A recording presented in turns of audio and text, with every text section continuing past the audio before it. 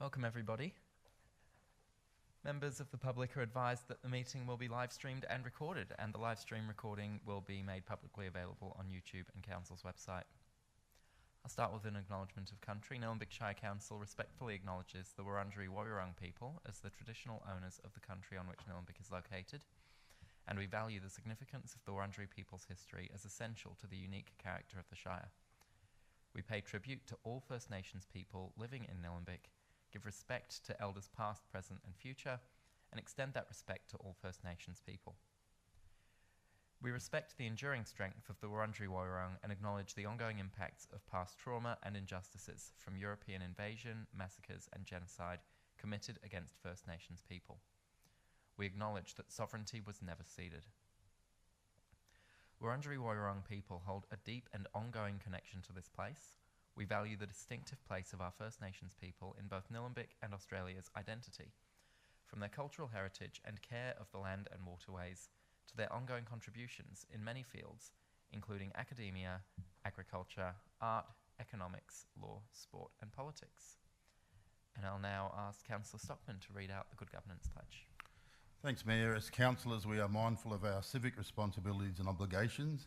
We pledge to take them seriously and to carry them out with diligence and integrity. We know the decisions we take will affect the people and environment of Nillumbik, now and in the future. We undertake, therefore, to make sound and principled decisions of lasting value in a spirit of fairness and for the good of all. We also pledge to serve the needs and well-being of the community and the environment in an open and honest manner to the best of our abilities. Thank you, Councillor Stockman. I'd now like to introduce Jasmine Matheson, who is one of the church leaders at Greenwedge Community Church. Greenwedge Community Church was started over 30 years ago in 1993 as part of ACTS Global Churches. It's a fellowship of believers who love God, each other, and the beautiful part of the world that is Nillumbik. They're named the Greenwedge Community Church as a reflection of their belief that God has called them to minister and care for the people of the beautiful place of Nillumbik and surrounds, the wonderful Greenwedge Shire, that is a great example of God's beautiful creation. They get to be involved with many amazing community things such as the Wattle Festival and combined church events like the Good Friday service and community Christmas carols that they are heavily involved in yearly, and they're able to have many ongoing pastoral care and community involvement opportunities.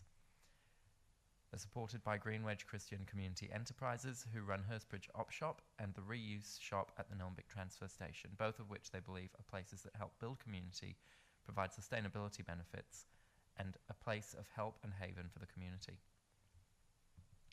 Through this, they get the blessing of meeting many people in the community and being their friend through the highs and lows of life.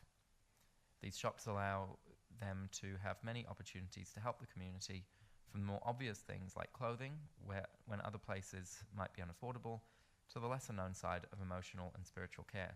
They want to be here to listen, pray and support people as well. They love being in this community and this fellowship together. And so I'll introduce Jasmine. Thank you very much for the opportunity to be here tonight and to pray over this meeting. Let's pray. Dear Lord, I want to start by thanking you for the beautiful Shire of Nillumbik and your wonderful creation that we get to see all around us. Thank you for the councillors in this room, for the way that you've created them with individual strengths that I pray will make a great, strong team of councillors that are wise and good stewards of all that they're given responsibility over. I bring before you, God, and ask that you bless this Shire, the people that live and visit here, the land, the homes, the families, shops, and the leaders that guide and make decisions over it. May your peace reign in this place. I pray for those in our community who are struggling. Please give them peace and show them your love, healing, and restoration. I think of and thank you for the wonderful CFA and the incredible work that they do. I pray that you bless and protect them, particularly those fighting the fires near Ballarat at the moment, and particularly those from our local stations who are there. And I want to bring before you the draft budget that I believe is being brought forward tonight. Please guide those in charge of this budget. May all be good stewards of this money. May you help these leaders to have wisdom and clarity as they look at this and each of the other items on the agenda this evening. I pray that you bless this meeting and bless all of the decisions that are made, Lord. May it all be in accordance with your will. Thank you, wonderful God, in your beautiful name. Amen. Thank you. Thank you, Jasmine. The next item is apologies, and we do have a leave of absence request from Councillor Perkins, so I'll just look for a motion. Councillor Payne? Happy to move the motion, a leave of absence request for the meeting received from Councillor Perkins, the recommendation that the leave of absence request be accepted from Councillor Peter Perkins for the meeting of 27th of February 2024. Thank you, Councillor Payne. I'll look for a seconder. Councillor Egan. Councillor Payne? Councillor Egan? Any other councillors? Those in favour? That is carried unanimously. The next item is declarations of conflicts of interest. Are there any conflicts of interest, councillors? No conflicts of interest. We do have some presentations. So we have the Australia Day 2024 honours list. It's always wonderful to see local Nillumbik community members being awarded and recognised for their achievements in the Governor-General's Australia Day honours list. And tonight I'd like to acknowledge them. The following Nillumbik resident was appointed as a member of the Order of Australia Medal in the General Division. So we had Dr. Jennifer Gowan for significant service to medicine as a pharmacist, to professional societies and to community health. And we also had Michael Aitken, who was awarded the Medal of the Order of Australia in the General Division for service to optometry. So I'd like to commend both of them for their dedication, service and achievement of excellence in their respective fields. They embody the Nillumbik ethos of service, diligence, commitment and above all serving the broader community. So thank you to them both.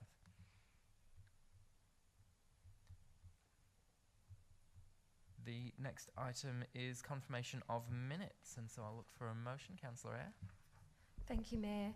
That Council confirms the minutes of the Council meeting held on Tuesday the 12th of December 2023 in Attachment 1. Thank you, Councillor Eyre. I'll look for a seconder. Councillor Duffy. Councillor Eyre. Councillor Duffy. Any other councillors? Put that to the vote. Those in favour? That is carried unanimously. The next item is petitions, and we have one petition regarding cigarette butt education and bins. And so I will look for a motion. Councillor Payne. Happy to move the motion as per the papers. Thank you, Councillor Payne. I'll look for a seconder. Councillor Eyre. Councillor Payne. Councillor Eyre. Any other councillors?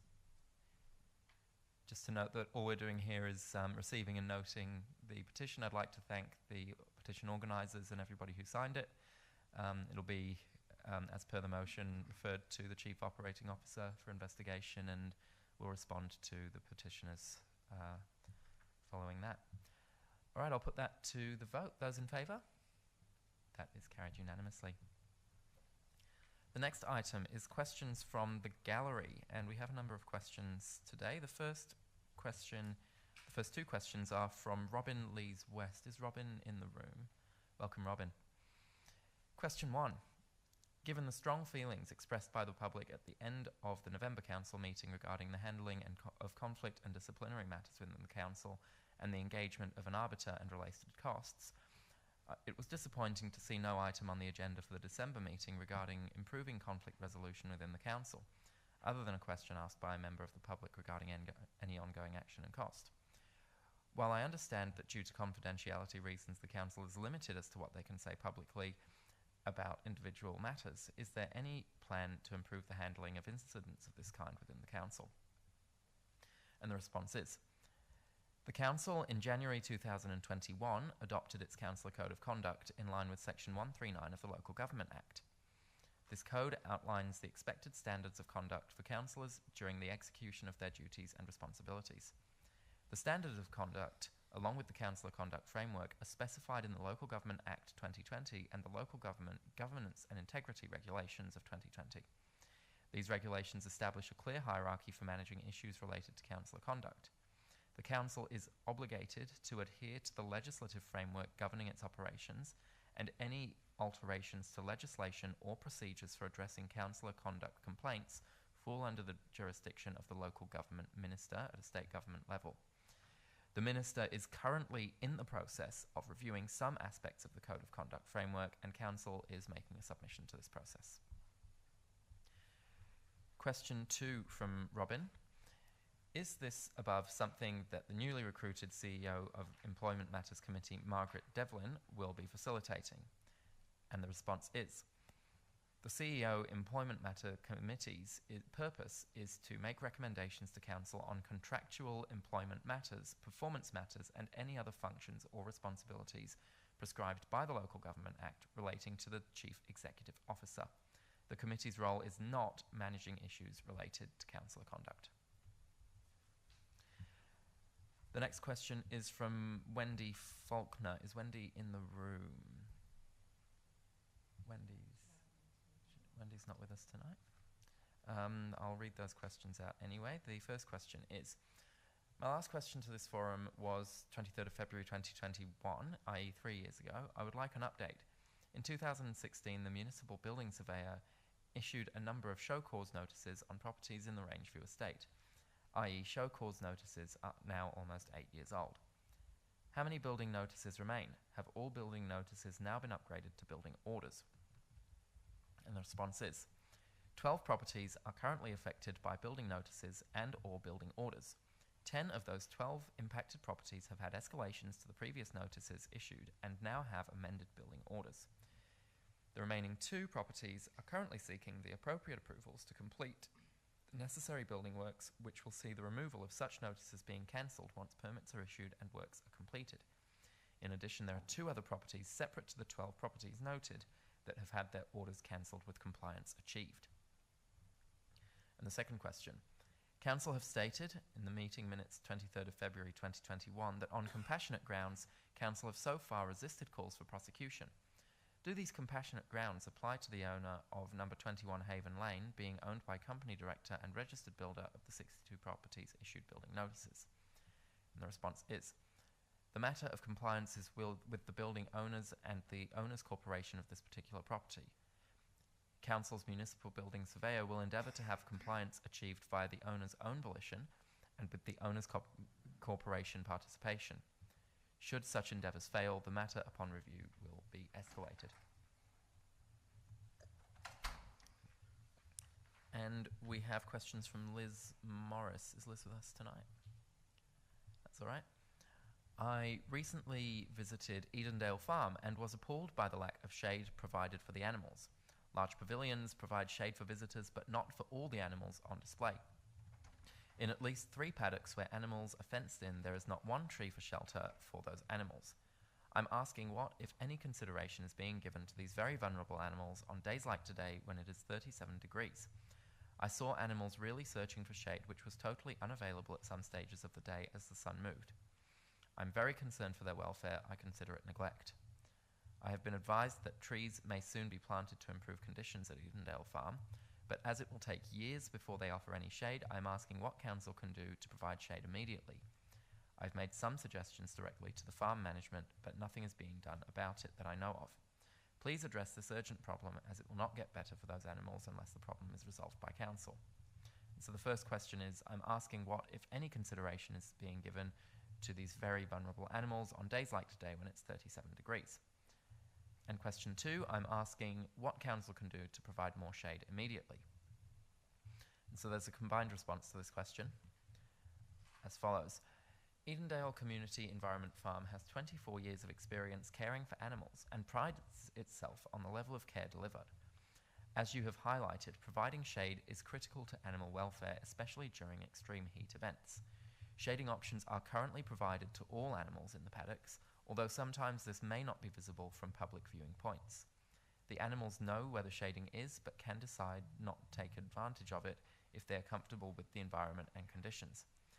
We also recognise that there may be ways to improve practices, so we are reaching out to a third-party expert to help us review our infrastructure practices. The hot day procedures that the trained farm staff follow are available at the reception for anyone to view. We have some questions from John Ficondo. It is commendable that Council is discussing at this meeting the long-awaited draft biodiversity strategy. The Nillumbik Council's tree management policy dated September 2018 states in section 2.3.4, page 8, Council will keep a list of all trees removed and plant replacements if appropriate. The first question is, was this list generated and is it updated regularly in accordance with this policy? And the second question is, if yes, how may it be accessed by the public? And we have a combined response as follows. A priority action of the 2021 to 2025 Council Plan is to investigate measures to establish and enhance the urban tree canopy. This work is identified as Action 16 of Council's Annual Action Plan 23 to 24 as complete and adopt the new biodiversity strategy, including investigation into measures to establish and enhance the urban tree canopy and protect wildlife. The drafting of the biodiversity strategy has identified some higher level tree canopy data for the Shire. This data has been fed into a further investigation as a separate but dependent piece of strategic work, preparation of a draft urban tree canopy strategy.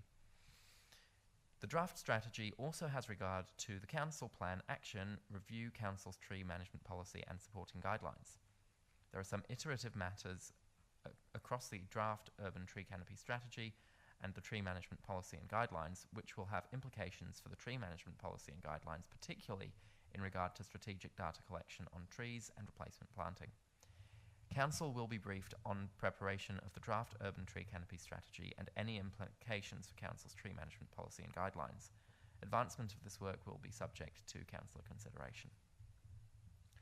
And that is all the questions that we have tonight. Thank you to those who submitted questions. The next item is reports of advisory committees, and I'll look for a motion. Councillor Duffy.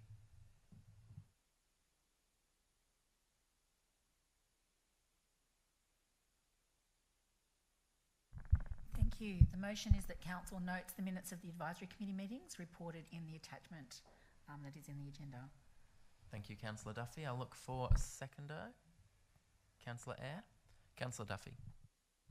Again, I'd just like to encourage the community to keep their eye out for the advisory committees and to participate in those that they're interested in becoming the community voice to council on those various committees. I won't go into the details of the committee meetings that took place. The meeting minutes are there, but just to also thank those who are serving on the current committees and those who have served in the past, because this is a really important function of council to be informed in decision making in the various areas that we have advisory committees. So that's all I'd like to say today. Thank you, Councillor Duffy. Councillor Eyre. Any other councillors? I'll put that to the vote. Those in favour? That is carried unanimously. The next item is the future delivery of the TAC L2P program, and I'll look for a motion. Councillor Eyre. Thank you, Mayor. The motion is quite lengthy. That Council transitions the delivery of the TAC L2P program to the Banyule Nillumbik Local Learning and Employment Network, or the BNLEN, from the 1st of July 2024 and cease the current contract with Department of Transport and Planning, DTP, on the 30th of June 2024. And 2, supports this transition by providing the BNLEN the in-kind donations of 2 L2P vehicles.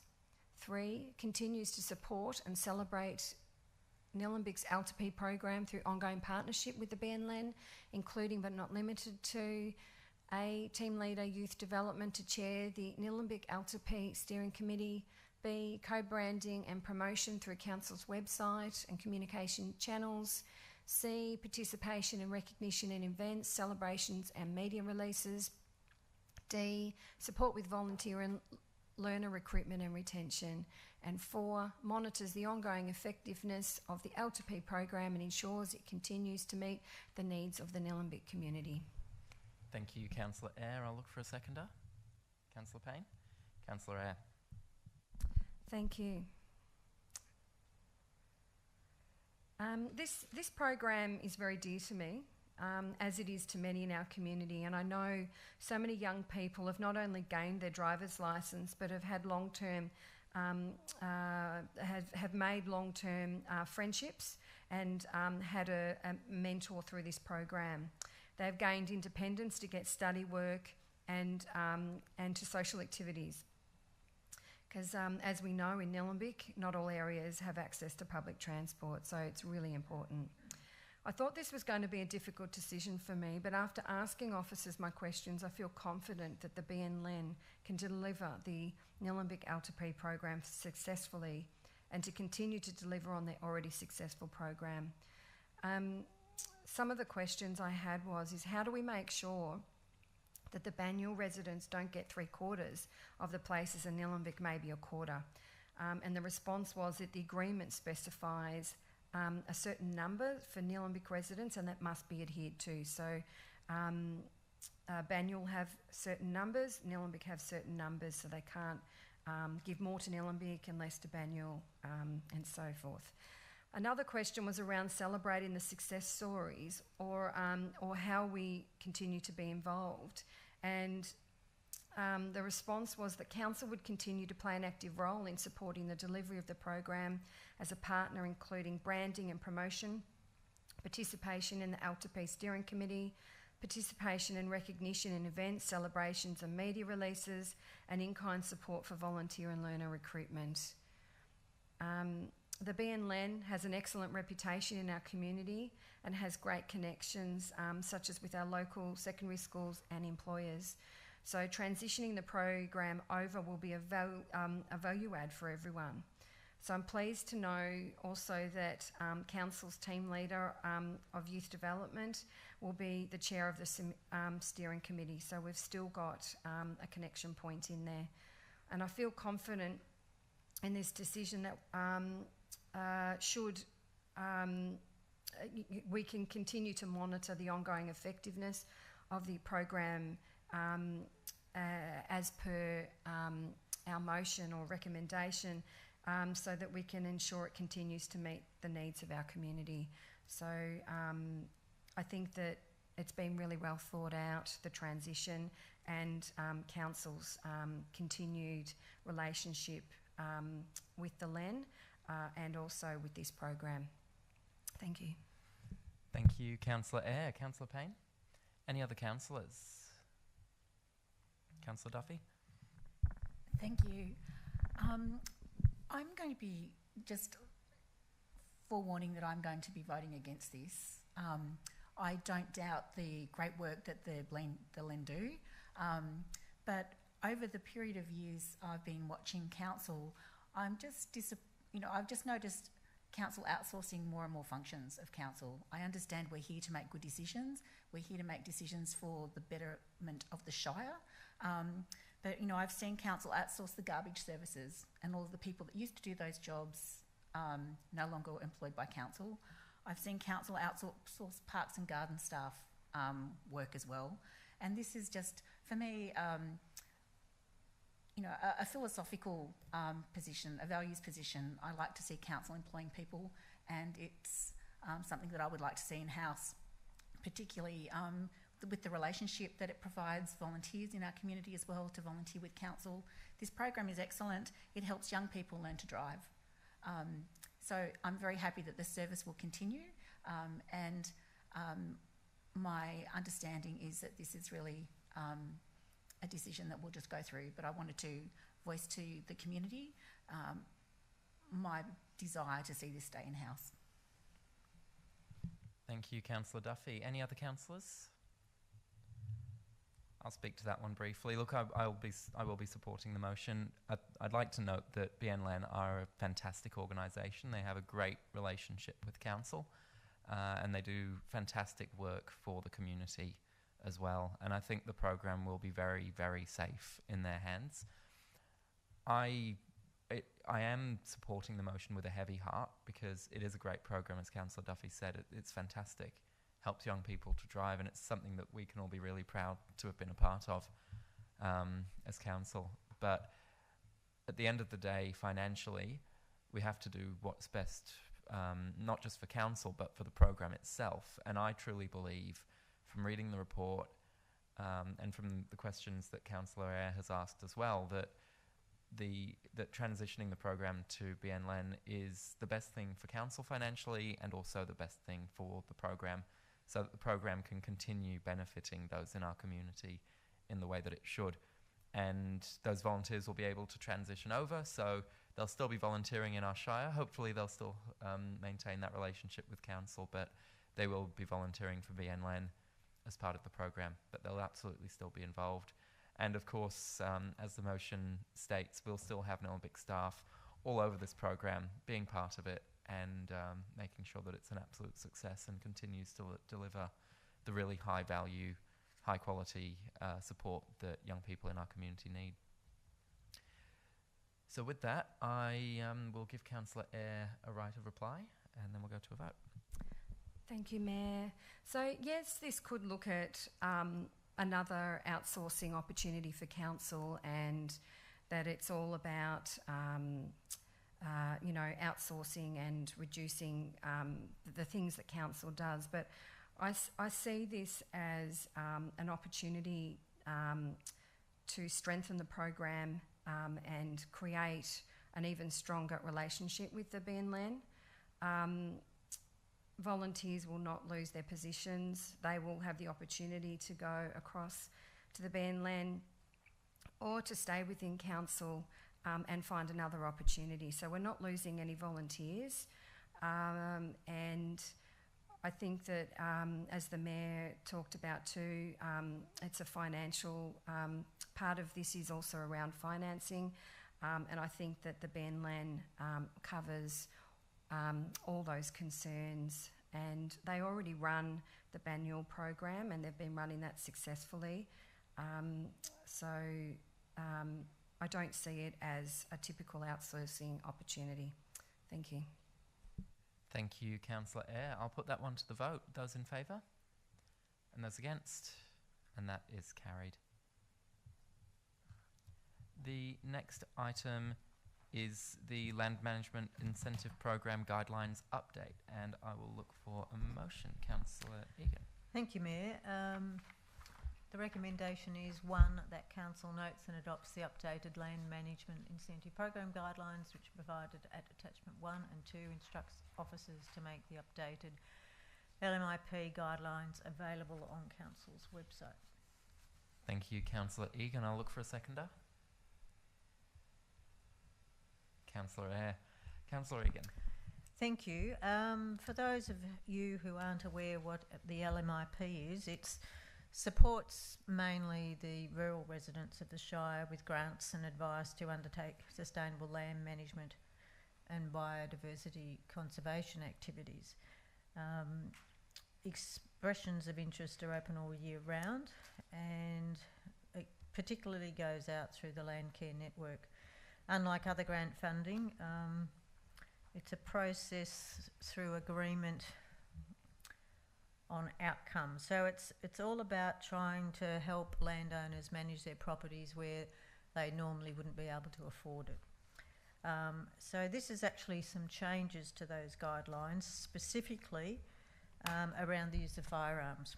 So we've had a few issues which I won't go into, but the changes are 1, the ineligibility of projects requiring the use of firearms, and in the past that's been in relation to deer mainly. Number 2 is the ineligibility of projects where a company or a contractor who has a personal interest in any property will benefit from a grant.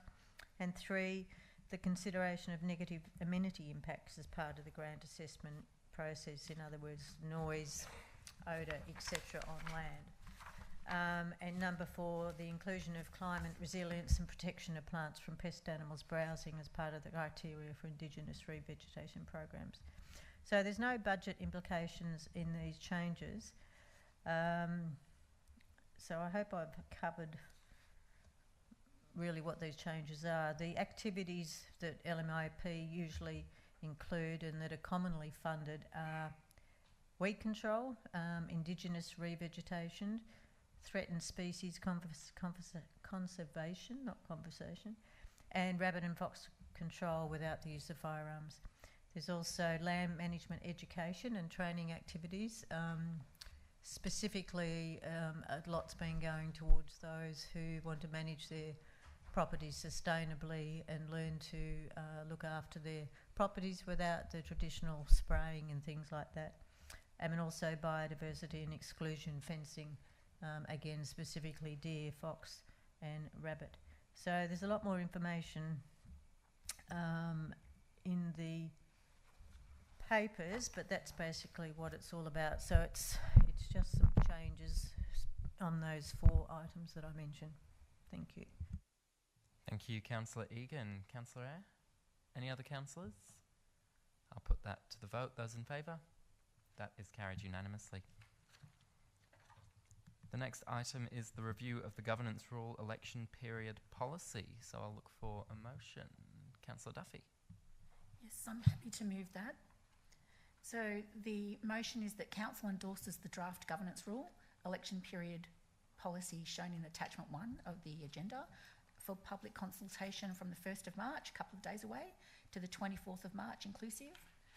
That Council invites written submissions regarding the draft governance rule, election period policy can't speak, to the 24th of March 2024. I'm loving the numbers in that, 24 of the 24th. The third part of this motion is that Council considers public submissions at the April Planning and Consultation Committee meeting to be held here in the Chambers on the 16th of April. And lastly, that Council notes that any person who makes a written submission in relation to the draft governance rule, meeting procedures and requests to be heard in support of the written submission is able to be heard on that 26th of April Planning and Consultation Committee meeting. Sorry? 16th of April 2024. Thank you, Councillor Duffy. I'll look for a seconder. Councillor Eyre, Councillor Duffy. Yeah, thank you. So the elections, council elections across Victoria, the 79 councils will be occurring in October of this year. Nillumbik Shire Council, as our community knows, or some people might not know, is divided into 7 wards, and we have 1 councillor elected to represent the residents of each ward. When councils make decisions, we make these with a view as to the best outcomes for the Shire as a whole. I'm the current ward councillor for Edendale Ward, which covers parts of Eltham, Eltham North and Diamond Creek. And like my councillor colleagues here, was elected in November 2020. So in preparation for the upcoming election later this year, this election period policy document has been reviewed and there are some minor changes that have been made, which we want to put to the community for feedback. And council will function, it's about how council will function in accordance with this policy during that election period, which commences at 12 noon on the 24th of September and it will conclude on the 26th of October. So during this election period time for the community, just to know that all councillors will stand down, those that are planning to rerun and those who are planning not to run. So we need to make sure that there is a transparent and agreed proper way that council will function in that time, as required by the Local Government Act. And this policy sees that community consultation on the matters happens. I've missed my points here, but it's about what's prohibited during the election period. So there'll be no community consultation during that time because we don't have a secure base of people that will be able to hear that information and make decisions on it afterwards. This policy also talks about how in the absence of councillors during the election period, how social media and media announcements will be made by council. And the policy also includes information on the councillor code of conduct, expectations for candidates so they know what's expected of them, and provisions in the event that council officers nominate to run for council. So I encourage people to read the report and read the policy, to give feedback to council so that we can take that on board, but also, really importantly, consider running for council or tapping someone on the shoulder that you think will do a great job representing our community in those elections in October for the following 4 years of council. Thank you, Councillor Duffy. Councillor Eyre? Thank you, Mayor. So this policy is for all candidates, including current councillors and officers who are standing in the 2024 elections. So it talks about how council must act or function during this time frame, such as Councillor Duffy mentioned, social media and announcements and holding events during the caretaker period. This policy is to make sure that all candidates have a fair and transparent platform to run during the election period. So if you're thinking of running or interested in making sure that the election process is sound, please review the draft policy and provide feedback if needed. Thank you. Thank you, Councillor Eyre. Any other councillors? I think what makes this policy really important is that even during an election, we're still councillors. We will all be councillors until the day of the election itself, when results are effectively announced. And so it's really important that any sitting councillor, particularly those who are running again, recontesting for another term, that they don't get an upper hand over other candidates simply by virtue of the fact that they're already on council. And so this policy helps to make it fair, so that anybody can put their hand up and run and not be disadvantaged by a current sitting councillor. I think I'd echo the words of Councillor Duffy that I encourage people to think about standing. It would be really good to see some strong community-minded candidates who really want to do a good job for the Shire. That's what it's about. And yeah, getting good people on council is really important. So looking forward to seeing that spread of candidates. And if you're considering running, I'm happy to chat to anyone who's thinking about it, and really encourage anybody to put their hand up if they want to represent our community. All right, I will put that one to the vote. Those in favour? And that is carried unanimously. The next item is the Environment and Sustainability Advisory Committee revised terms of reference and expressions of interest for the new committee, and I'll look for a motion. Councillor Payne. Happy to move the motion as per the papers, Mayor Ramcharan. Thank you, Councillor Payne. I'll look for a seconder. Councillor Egan. Councillor Payne. Yes, this is the current term of Council's Environment and Sustainability Advisory Committee nearing completion. The report provides an overview of the remit and the work of the current ESAC. I've been part of ESAC over the years, sometimes on the committee, sometimes chairing it. We have had robust discussions about weed control and kangaroo harvesting, the biodiversity strategy, the urban tree strategy, climate action plan, the circular economy. These are very committed people, and we look forward to whoever stays on to continue their contribution and for new members to be welcomed as part of the ESAC committee. Thank you, Councillor Payne. Councillor Egan. Any other councillors? Councillor Duffy. Thank you. We have lots of important advisory committees, but this one is really important, particularly with what's happening with climate change in our globe. And I'd just like to say thank you to the people that have been on the Environment and Sustainability Committee for the great work that they've done. You know, this is a powerful committee, and we look at the big hitting topics that Councillor Payne has just mentioned, you know, climate action, biodiversity and land management, looking at water management and looking at waste pollution and how we can recycle things. So it's a committee that is based on a lot of science, and it's about innovation and making some things more, I suppose, making things sexy that some people don't consider to be very exciting. So I just think that this is a great committee to be on, and I'd like to encourage anyone in the community that has an interest, whether that's a scientific interest or whether that's just a layperson's interest in how our how council looks at the environment and sustainability responsibilities that we have, to put their hand up. So it's great that there's, again, an opportunity for the community to get involved in directly informing council and being part of the changes that happen here in a positive way. Thank you, Councillor Duffy. Any other councillors?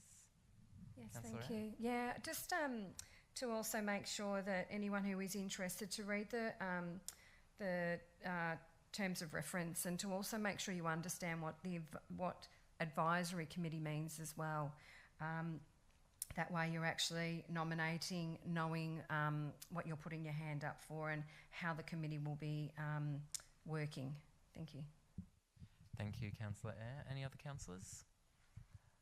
I'd just like to thank the outgoing committee as well. They've got one meeting left, but they really have been a fantastic committee, so full of local knowledge, people who really, really understand the local environment, the green wedge, biodiversity, and people who really care about protecting that. And the advice that we've been able to get from those people has been invaluable because they really do know their stuff.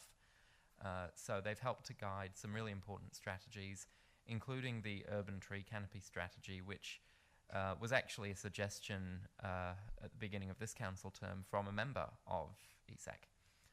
The biodiversity strategy, which we are pushing through and expect to finish within this council term, and the advice that we've received from them has helped improve that strategy vastly, so that we could get to the draft that we have now, which is currently out for community consultation. So the work that they've done has been fantastic, and I'm really looking forward to seeing what the next committee is able to achieve. I'm sure we'll have some returning members and some new ones, and anybody who cares about the environment and sustainability within Nillumbik, please do consider applying, because we really could use your help and guidance as we continue with this journey, and your skills and knowledge will be made good use of by council. It really is an important committee and they do great work. Okay, so I will put that one to the vote. Those in favour? That is carried unanimously. The next item is the Jalna Court Special Charge Scheme intention to declare, and I will look for a motion. Councillor Payne. Happy to move the motion as per the papers. Thank you, Councillor Payne. I'll look for a seconder. Councillor Egan. Councillor Payne. Yes, Jalna Court, or Yalna Court, as it's known over there. I'm not exactly sure how to say it, but I assume it's Yalna. Has originally gone through and asked the residents if they would like to seal the entirety of Yalna Court, and the first round of voting came in at 50% either way. We need 60% for that to happen. But a further option came back to numbers 1 and 6 Yalna Court if they would like to partially seal that roadway, and that is what has come back. So we've got 100% agreement on 2 residents of Yalna Court. So the task group was meeting on the 25th of September last year to develop the proposed design, and shows that sometimes if you can't get complete agreement with everyone, you can just get enough to get it across the line. Thank you, Councillor Payne. Councillor Egan? Any other councillors? I'll put that one to the vote. Those in favour? That is carried unanimously. And the next item is the draft budget 2024 to 2025. I'll look for a motion. Councillor Egan. Thank you, Mayor. I'm happy to put the motion up as per the papers. It's rather long, so I won't read it all out. Thank you, Councillor Egan. I'll look for a seconder. Councillor Duffy. Councillor Egan. Thank you, Mayor. The budget's one of those things that isn't very interesting, but for people who have to fight over the money in their wards, it is interesting. It all comes down to the staff that we had, and I think our CFO should be commended for what he's done. It's like, compared to a lot of other councils, we don't have a lot of money, so what he's managed to do with the pennies in the cookie jar is quite extraordinary. It's spread over a raft of different areas, from building maintenance and assets to waste and recycling. We've got roads, footpaths and traffic, rec and leisure. We have family, children and community services, environment, parks and open space, and the list goes on. So getting the balance right with what's required and the services that council offer is quite a difficult thing. And everybody's putting their hand out, prices are going up, and our grants, which a shire, Greenwood Shire, like Nillumbik, really relies on, our grants have been cut by 80%. So there is virtually no surplus. Our CapEx budget is around just over 16 million.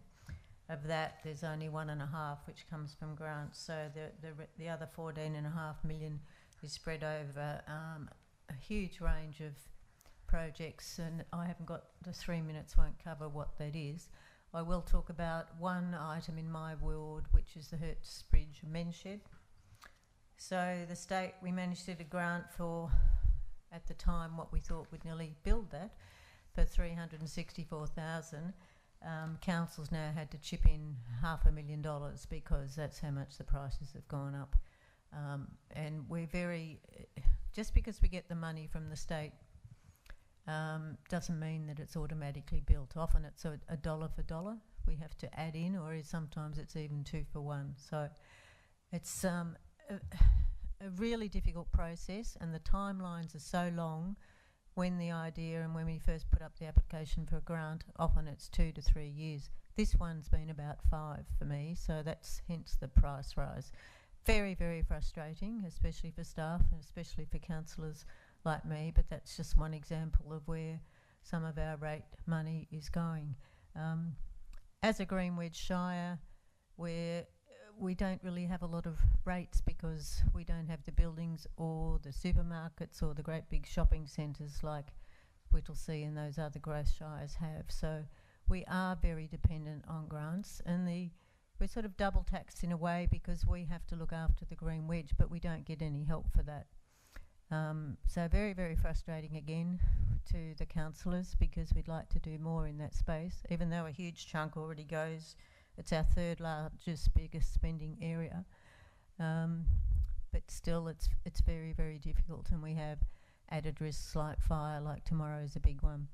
So I'd just like to commend the staff on what they have managed to do, and the fellow councillors at the workshop budget, where, because there really wasn't much to fight over, everybody was really well behaved. Nobody got their eyes clawed out over fighting for money, which is nice to see.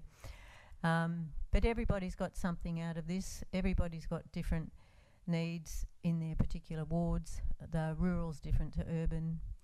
But yeah, again, congratulations to Vince and his staff for doing a really good job in a very, very difficult financial situation at the moment. So well done, Vince. Thank you, Councillor Egan. Councillor Duffy?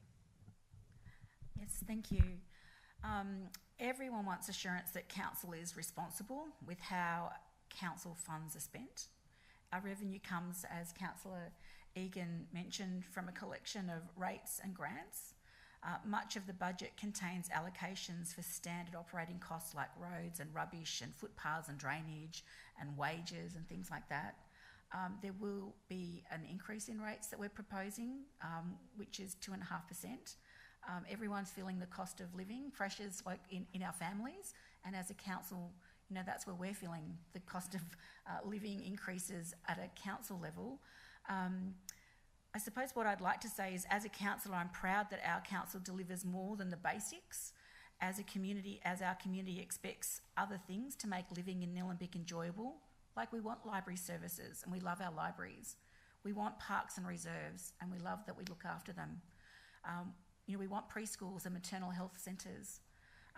So this budget does provide an increase in rates, and it does help us with our funding. The rates are anticipated to be about $80 million, but in going on with what Councillor Egan was just mentioning, if you compare Nillumbik's $80 million to do all the work that we do, next door, our neighbouring local government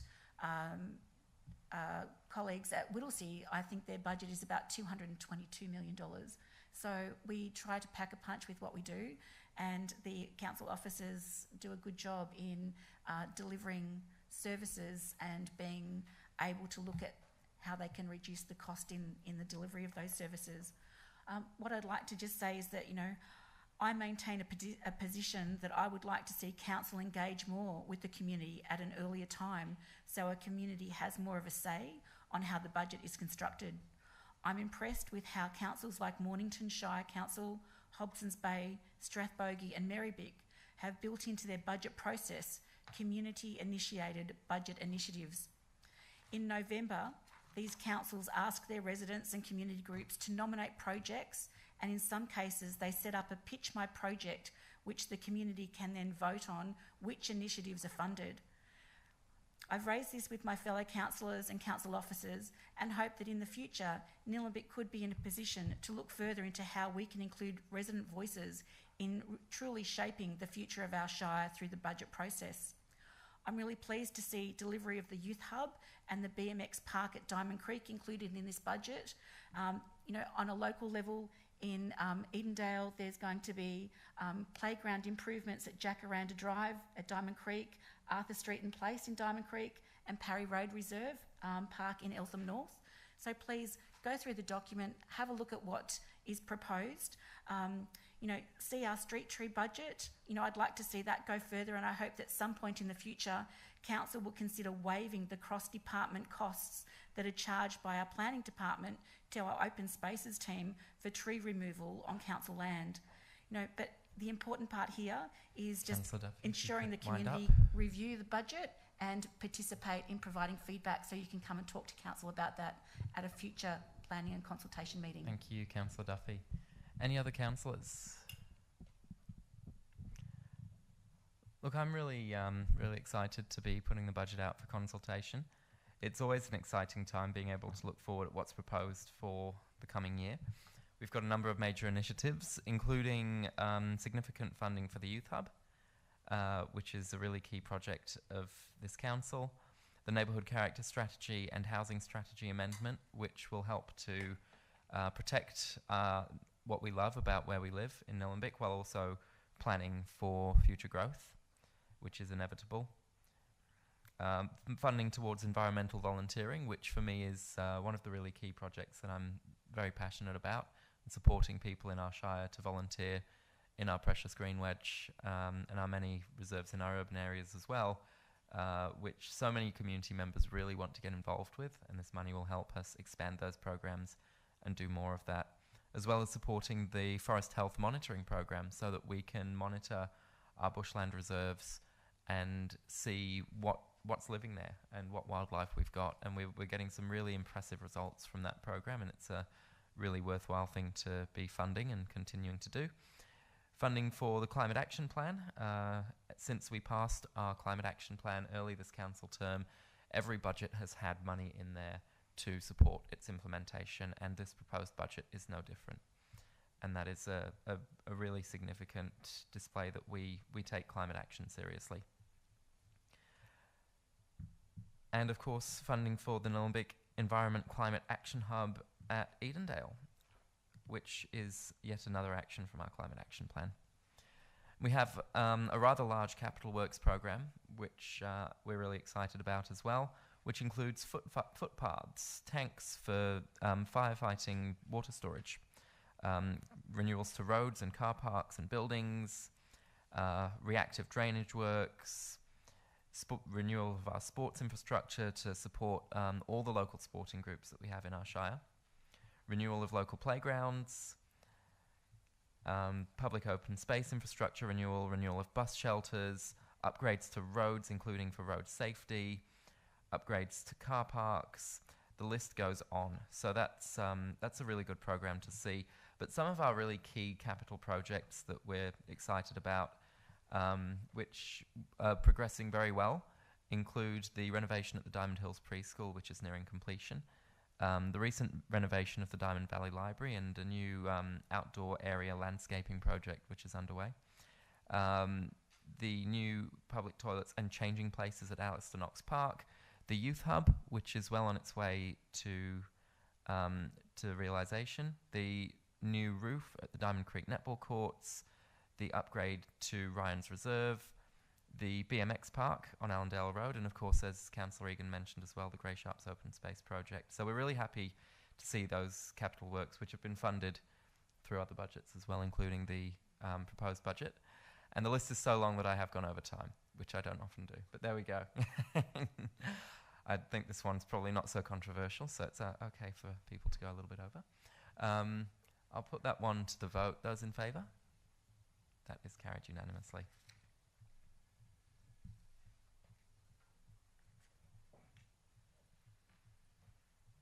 The next item is the December quarter financial report. And so I will look for a motion. Councillor Duffy. Thank you. Yes, I'm happy to move the motion that Council receives and notes the financial report for the period ending the 31st of December 2023 as per the attachment 1 in the papers. Thank you, Councillor Duffy. I'll look for a seconder. Councillor Egan. Councillor Duffy. I I won't say very much other than to say thank you to the team who pull this reporting information together for the Shire for the benefit of councillors and our residents. The December quarterly finance report outlines council's financial performance and financial position for the period ending the 31st of December 2023. So residents and ratepayers can see through this report that council's overall financial position at the end of this quarter is sound. When we look at some numbers, the income statement shows a favourable variance of just over $800,000, and this comes from higher than expected operating income of $1.5 million and a higher than budgeted operating expenses of just under $721,000. The balance sheet's strong with about $1 billion worth of assets, and that's council's properties, so our buildings, the plant and equipment that council owns. The liabilities sitting at around $44 million. So the net asset balance is $791 million. That's a big number. And then when you look at council's cash position, that's just under $40 million. So thank you to the team who keep an eagle eye on council finances and the reporting of that so we can meet our obligations, and right down to all of the council officers who have budgeting responsibilities for their work teams, their business units, their portfolios, because everybody has a role to play in looking at how council money is spent and how the actions are reported on. So that's all I'd like to say. Encourage the community to have a look, for those of you who are interested in numbers. Thank you, Councillor Duffy. Councillor Egan? Nothing much to add except it's pretty self-explanatory. This is a report for the quarter ending December last year. And again, a good congratulations to Vince and his team for how they look after our finances. Thank you, Councillor Egan. Any other councillors? I'll put that to the vote. Those in favour? That is carried unanimously. The next item is the Local Government Performance Reporting Framework Mid-Year 2023 to 2024 Performance Report. And I'll look for a motion. Councillor Payne. Happy to move the motion, Mayor Ramcharan, that Council notes the Local Government Performance Reporting Framework, the LGPRF, service performance results for the period from July to December 2023, as per Attachment 1. Thank you, Councillor Payne. I'll look for a seconder. Councillor Duffy. Oh, Councillor Egan? Councillor Egan. Councillor Payne. Just to quickly say, this is a kind of a health check on how local government is performing in its mid-year review. It's the 5th time Council has completed a mid-year progress update on the Local Government Performance Reporting Framework, and a quick snapshot says that as per Attachment 1, Council is performing well, with most indicators measuring within the expected range or measuring better than similar councils. And I thank council officers for producing that result. Thank you, Councillor Payne. Councillor Egan? Any other councillors? I'll put that to the vote. Those in favour? And that is carried unanimously. The next item is the Council Plan Quarterly Performance Report 2023 to 2024 for Quarter 2. And I'll look for a motion. Councillor Duffy. Yes, I'm happy to do that one too, thank you. So the motion is that Council receives and notes the Council Plan Quarterly Performance Report, which is Attachment 1 in the papers for the second quarter of 2023 to 2024. Thank you, Councillor Duffy. I'll look for a seconder. Councillor Payne. Councillor Duffy. Okay, so similarly, Council's Quarterly Performance Report outlines how we're tracking on the delivery of the actions that we as a council committed in our council plan at the beginning of the 4-year term. That council plan goes from 2021 to 2025, so just overlaps for the new incoming council. There are 37 actions in the plan, the annual plan. The report, for those who are interested in looking at the detail, is summarised into the main areas of our council plan. So we've got 4 high-level strategic themes. They are community and connection, place and space, sustainable and resilient, and responsible and accountable. So of the actions, 17 are reported quarterly, 14 of these are on track, 2 are yet to commence, and 1 is experiencing minor issues. I think what I'd like to highlight is that I'm particularly pleased that there's work on the Reconciliation Action Plan. That's on track, and we have a team of people from the community and officers working together as a Reconciliation Action Plan working group. The youth strategy continues to hit high marks, with many of the actions in that strategy being fulfilled. And as the Mayor had mentioned before, there's been a lot of success with the biodiversity strategy. So, please have a look at the things that we've put on the action plan, and all of those things that have been done as the good work of council. The neighbourhood character strategy is something that we can all as a community be proud of, with the input from the community into how our neighbourhoods are wanting to be seen and protected into the future, with the work of those that have been involved in that detailed work. I think that I'll leave it at that, just to say please take a look at the report. It's a nice succinct summary of the work that's been done for this quarter, and thank you to all of those that have been involved in helping us to deliver these outcomes. So it's great when there are lots of green traffic lights and only one red traffic light, really.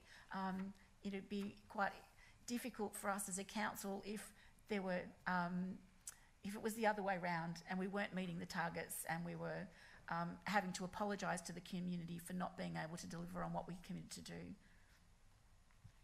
Thank you, Councillor Duffy. Councillor Payne? Any other councillors? I'll put that to the vote. Those in favour? That is carried unanimously. The next item is the Instrument of Appointment and Authorisation under the Planning and Environment Act of 1987, and I will look for a motion. Councillor Eyre. As we've had this a few times, I'll just go by the papers. Thank you. Move to the papers. Thank you, Councillor Eyre. I'll look for a seconder. Councillor Payne. Councillor Eyre. Thank you. This has definitely come up a number of times. I think maybe at least the last 4 meetings. So on this occasion, we have a new staff member that needs to be authorised, which is an instrument of authorisation is required to be endorsed by Council in accordance with the Local Government Act 2020, meaning that Council must appoint authorised officers for the purposes of enforcing and administering the Planning and Environment Act 1987. Thank you. Thank you, Councillor Eyre. Councillor Payne? Any other councillors? I'll put that one to the vote. Those in favour? That is carried unanimously. And the next item is the informal meetings of councillors' records for the 27th of February 2024. I'll look for a motion. Councillor Eyre? Thank you. That Council, in accordance with item 20 of Council's Governance Rule, Meeting Procedures, receives the informal meetings of councillors' records, attachment 1, for the meetings held. Thank you, Councillor Eyre. I'll look for a seconder. Councillor Egan. Councillor Eyre? Thank you. Only to say that basically this report lists all the meetings that have been held. It shows that we've been quite busy. That's really all I need to say. Thank you, Councillor Eyre. Councillor Egan. Any other councillors? I'll put that to the vote. Those in favour? That is carried unanimously. Now, there are no notices of motion, no delegates' reports, and no supplementary or urgent business. But we do have a confidential report, and so I'll just look for a motion to put us into confidential. Councillor Payne. Happy to move the motion to put us into confidential. Thank you, Councillor Payne. Seconded, Councillor Eyre. Councillor Payne, Councillor Eyre. Any other councillors? Those in favour? That is carried. And so we will close the meeting to members of the public. Thank you to everybody for sticking around with us.